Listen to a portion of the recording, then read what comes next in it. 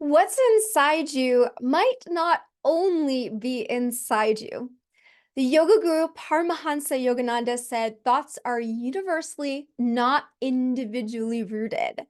So, what we are doing part of the time is tuning into the thoughts and the feelings of the collective, noticing and feeling the energy of what's going on around you, and then it coming inside you and that coming to your conscious awareness. When I've been to Tony Robbins programs, he also points this out.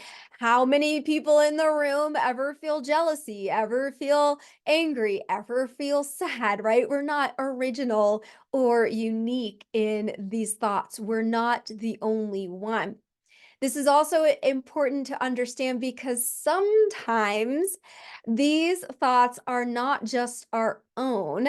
We're picking something up from someone else. This is what the spiritual teacher Matt Kahn gets into, which is that means that you're holding the role of the empath healer when it doesn't feel like it's completely yours, like maybe I just picked up this idea from the universe, from someone else, but it's not mine, then you just offer it up to healing, offer it to the divine. And you can even just consciously say that I offer this feeling up to the divine.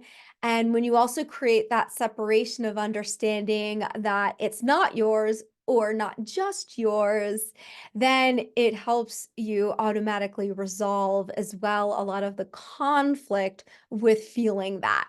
But then you're also contributing to the healing of the world by offering it up. And I want to end just by telling a story, which is really fun. When I first personally discovered this, I already knew in high school that I was interested in going into engineering, and I did a woman in engineering summer program, I think between junior and senior year of high school at University of Maryland. And we got to experience all the different types of engineering. So I got to clarify more specifically which type of engineering I wanted to do.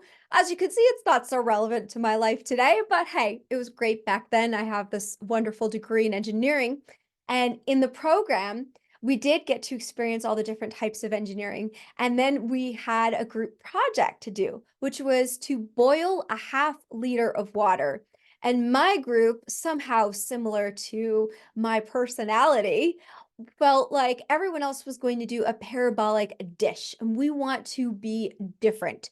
So we designed this rectangle slate of wood that we painted black, and we connected pipes to it that we found out had the best convection of heat to transfer the heat from the sun through the pipes to the water.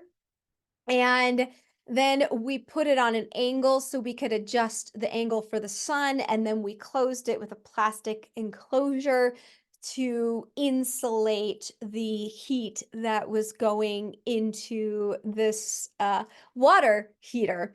And it worked. Not all of the parabolic dishes ended up working. But here's what was interesting. We came up with this idea completely on our own. Shortly after that, I visited my sister in Israel. I went to her rooftop, and lo and behold, all these little details that we put into it were the same thing that went into the design of the water heaters at the time that were on her roof. The only difference was they needed to heat more water, so they had a giant tank to circulate the water through from those pipes. We thought that was pretty wild. I thought that was pretty wild. And it was a thought that we thought was our original thought that we came up with on our own.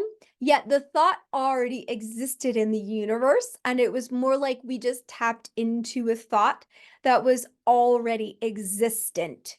So the other layer of understanding that you can take with this is that if there's wisdom that you're hoping to seek to tune into, know that you don't have to be taught it directly through words or through writing in order to understand it, but also that the understanding exists in the collective thought. And the more and more we tune in meditatively, intuitively, the more and more we can tune into all the knowledge and wisdom that exists and that could exist in this world. Some food for thought. Enjoy the discovery. Many blessings.